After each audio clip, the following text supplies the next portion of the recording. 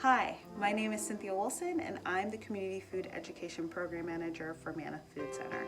And today I'm going to be sharing one of my favorite recipes to just share with people generally, and that is my vanilla granola. Now, very quick story. When I was a child, I hated cereal.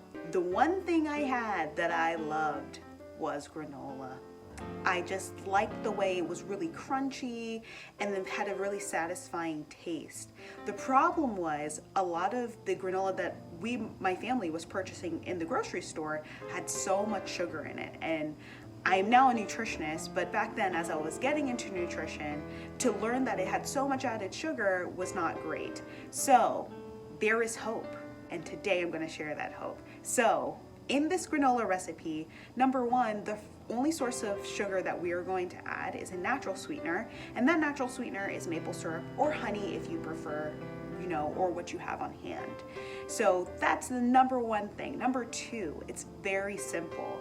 Really, all we're going to be doing is mixing all the ingredients together and then putting it in the oven. I also love, so I guess it's number three, I also love that you can really change the flavor of this granola. It's very versatile. Right now what I'm giving or what I'm showing you guys is a vanilla recipe, but you can add other flavors to change it up. So sometimes I'll add almond extract. Other times I'll add like a pumpkin spice, or I'll add more nutmeg or more cinnamon, and that really just changes the flavor of the granola. On top of that, one of my favorite things is to add toppings.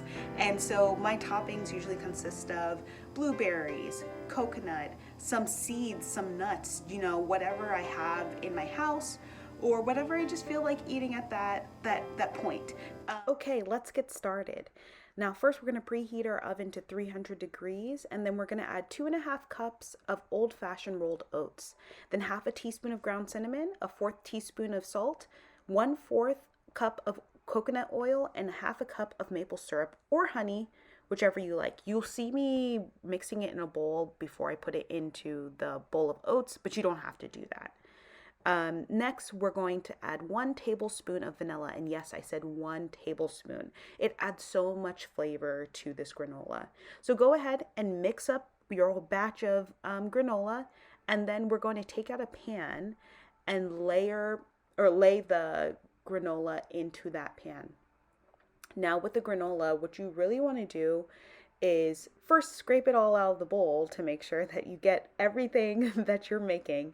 But on top of that, make sure that it's a semi-thin layer. You don't want to end up with soggy oats on the bottom if the layer is too thick. So really try to get it as thin as possible. Now we're going to put it in the oven for 15 minutes. Once we take it out, what we're going to do, and you'll see me kind of take the spatula, and I like to call it stirring. So we're going to kind of stir the granola, and that's a way of kind of mixing it around so that everything is getting a chance to bake.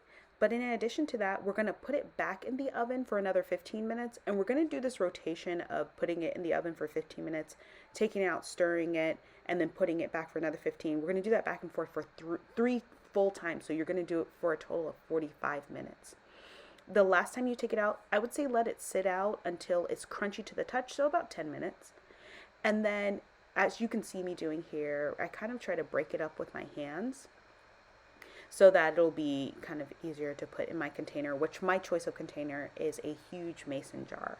So because I put mine on parchment paper, which I would suggest so that it doesn't stick to your container that you're cooking it in, I try to use the parchment paper as a funnel. As you can see, it clearly didn't work that well. So just try to be a little bit neater than me. And I'm a huge proponent of clean counters and clean hands, so it makes very easy cleanup when stuff like that happens. And that's pretty much it. Breakfast is served, you have a bowl of cereal, and feel free to add some toppings like fruits and nuts and seeds. Sometimes I like to add coconut or blueberries for some additional healthy carbs and healthy fats. This is also a great recipe to make in a large batch, so you have enough for meals to come.